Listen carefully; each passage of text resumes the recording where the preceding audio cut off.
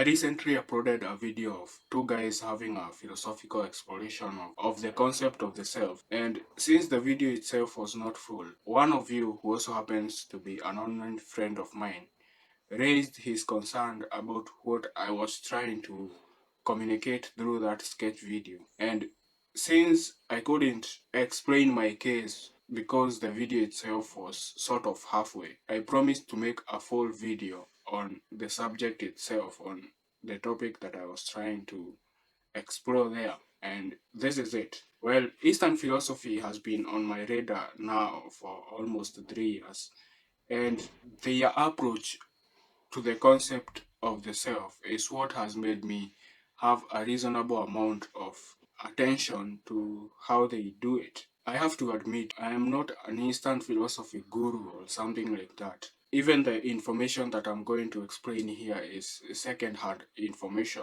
gotten from people who have engaged in this topic for several decades. I am in my apprentice years. Who are real?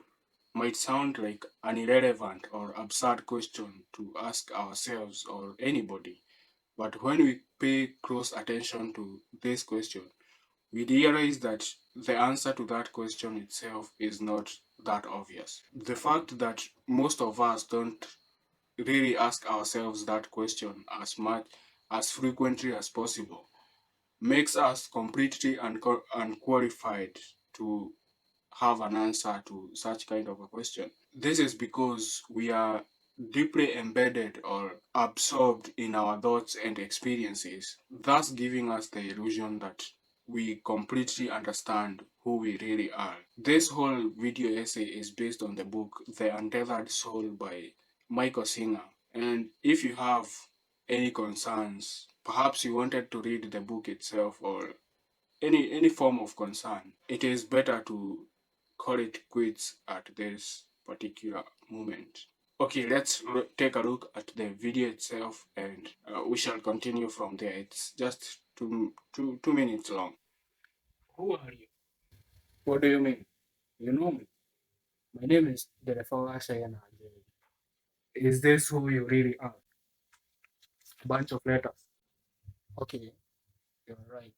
That's a label that people have given me. Okay, I'm a philosopher. That's not correct. Are you saying that you did not exist before you became a philosopher? Are you also saying that you would cease to exist if you became a farmer or something else? That's another label. Who are you really? Okay, now you have my attention. My label is Derefawa Shegen Ajeri. I was born in 1945. I grew up in Laikipia County. I loved books and discourse as a kid. Fast forward, I am a philosopher. That's who I am. That's a fascinating story you have there, but I did not ask you what has happened to you since you were born. Those are all experiences. But who had these experiences?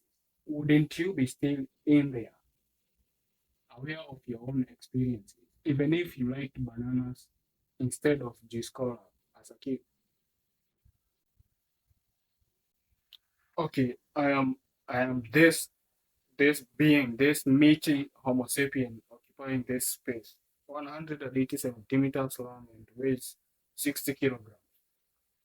When you were 10 years old, you were 10 centimeters long and weighed probably like 2 grams. In short, you did not weigh what you just told me. Are you saying that that wasn't you back then? I thought you said you were. Aren't you the same guy who had the experience of kissing an imaginary girl as a kid and now is having the experience of trying to answer my questions? Isn't that the same you? Isn't there a continuity of being in your experiences? At this particular juncture, Michael makes us reflect more on this question. He asks, when you dream, who dreams? What's it like to dream? You answer, well, it's like a motion picture plays in my mind and I watch it. Who watches it? And you say, I do. And then he continues to ask, when you look at yourself in the mirror, is that the same you that watches the dreams as you dream? Who hears when you listen? Who sees when you see? Who watches the dreams? Who looks in the mirror? And the major question is, who is having all these experiences? For most of us at this particular point, the best answer we can give is, it's me. I am the one who is having all these experiences. But who is this me that we are talking about here?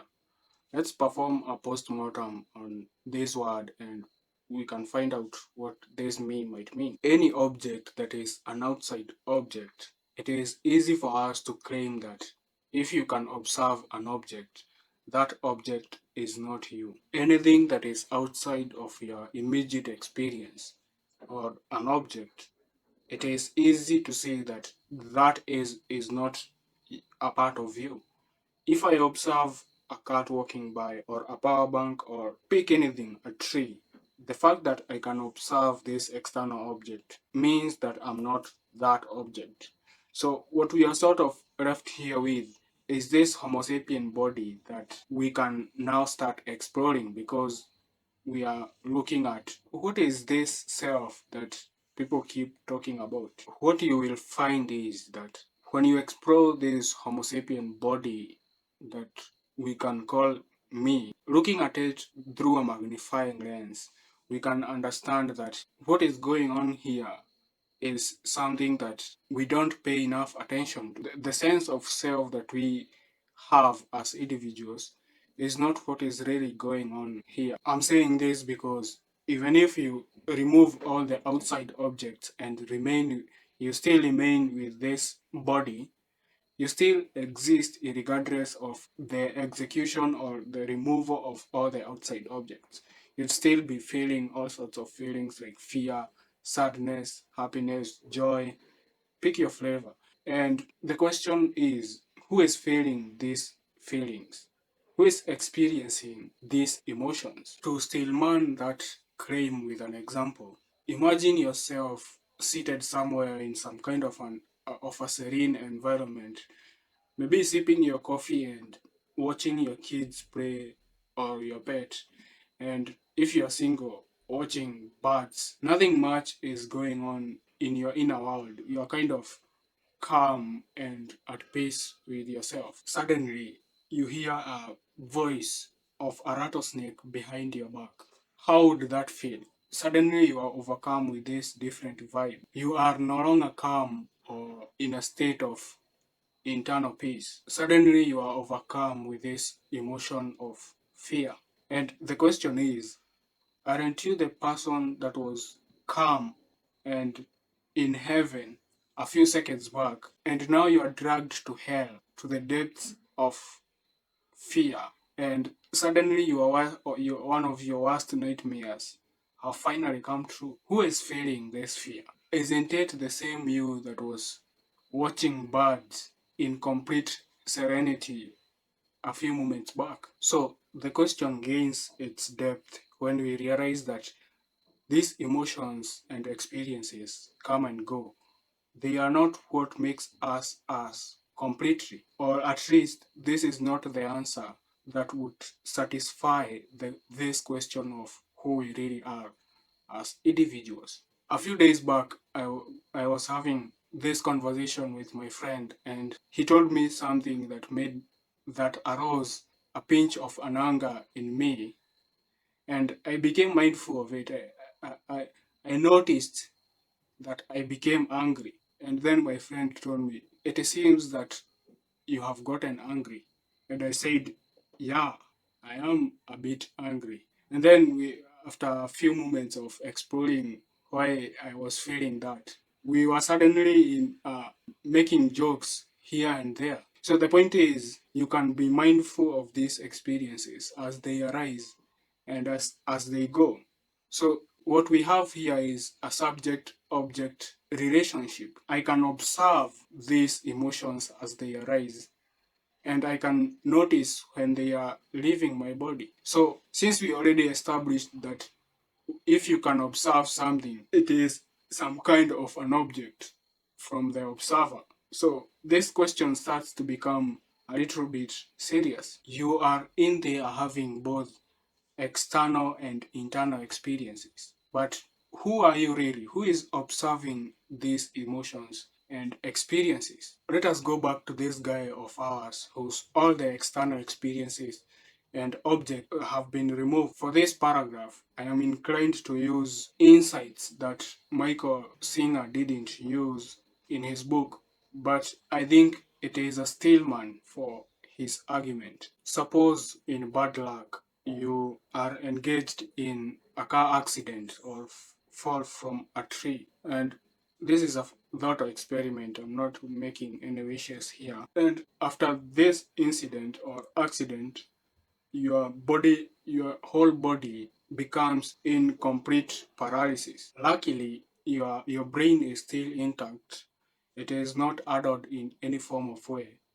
However, your body is in complete paralysis and you are in complete dependency of other human beings for basic things like feeding. Would you still think of yourself as yourself? I mean, I don't see why not. You would still have your memories in your head and you would recall the name of your neighbor and even that one person you have a crush on. There have been numerous cases in our societies. Like, for example, in the book The Laws of Human Nature by Robert Greene, he narrates the story of this guy that got completely paralyzed after an incident, and he was only left with the ability to move his eyeballs. After a while of staying like this and being taken care of by people, he started to realize something that most of us overlooked: the hidden language of body language. He would later become, after his recovery, a great psychologist who seemed to other people like a psychic because of his extraordinary skills of reading body language. So he used that condition of complete paralysis to observe body languages. The point is, there is more to us than this bag of meat that we have all agreed to call the body. Even if we removed all the outside objects and were completely paralyzed and snatched the ability to move our body parts from us, we would not be declared as non-existent. So what is left in this exploration of ours of this concept of the self is the thing that is inside our skulls, the meaty thing that is called the brain, or can go deeper to the mind. Where can we find this sense of self in this mind? When we are left with the brain to explore, we can't help but realize that one of the things that we might find there is the existence of thoughts. After all, thoughts play a major role in our identities as individuals. Thinking is becoming. However, when we examine the thoughts themselves, we come to realize that we are more than thoughts ourselves. Now, things might start becoming complicated, but bear with me. Thinking can be simply defined as the act of forming thoughts and using these thoughts to consider ideas and forming judgments. Michael Singer comes around and asks us, who is using the mind to do that? Does this experiencer of thoughts exist even when thoughts themselves are not in existence? And the answer is surprisingly yes. He tells us to consider when we go into deep meditation, very deep to the point that we are no longer thinking. Let's say, in simple terms, getting stuck in a trance. You don't think that you are not thinking. You're just aware that you're not thinking. We emerge on the other side and we are often like, wow, I went into this deep meditation and somehow my thoughts stopped. I was in a place of peace and quiet. This informs us that you are still in there, experiencing the quiet and the peace. When the thoughts stop, it means that we as individuals are more than our thoughts. Our existence is not dependent on the act of thinking itself. Let us still man this particular observation for clarity. There are times that thoughts get extremely quiet, and there are times that they get extremely noisy. especially when we are stressed or someone makes a negative comment about us. You keep replaying these thoughts over and over again. My mind won't shut up, you say. Well, who is being aware of how these thoughts are structured? Who is it that struggles with these thoughts? Again, as Michael Singer alludes to, we have some kind of a subject-object relationship. You are the subject, and the thoughts themselves are things that you can observe. They are the objects in this situation. You are not your thoughts. Finally, you realize, but who am I? If I'm not all these things, who am I really? Suddenly, the question becomes serious. After reflecting on this more, you realize that you, as an experiencer, have a certain quality called an awareness, an intuitive sense of existence, as Singer calls it. This is as deep as you can get. You know you are in there. You don't have to think about it. You just know. You can think about it if you want, but you will know that you are thinking about it. You exist regardless, thoughts or no thoughts. To make this sink a little deeper, Singer gives us a little thought experiment. Notice that with a single glance at a room, you instantaneously see the full detail of everything that is in front of you. You are effortlessly aware of the things that are around you, both near and far away, without moving your head or eyes. Look at all the colors, the variation of light, the furniture somewhere, your cat seated somewhere in the room, a painting on the wall, etc. You take this all in without having to think about it. Now, when you try to engage the thoughts to explain things in details and label them, things start to become a little difficult and complicated. It would take a lot of time to explain these things in details compared to the instantaneous snapshot of consciousness by just seeing and being aware. Awareness is the highest we can get in this exploration.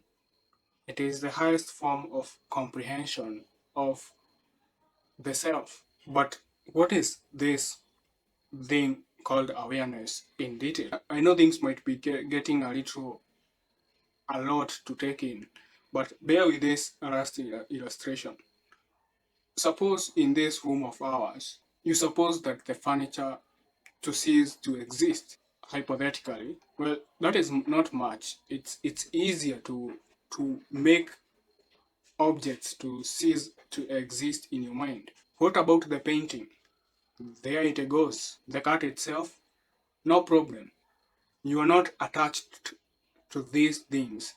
This is the reason that it's easier to get rid of them in your mind. Now, make believe that your awareness doesn't exist.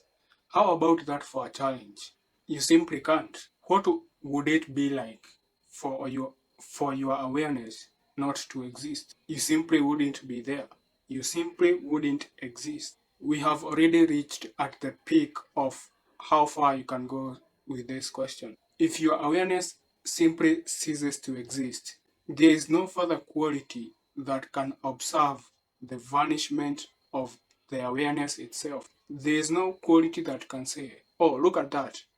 I was aware just a few seconds back, but now I am not aware any longer. To lack awareness is to simply not to be. You are not. Now, when confronted with the question, who are you?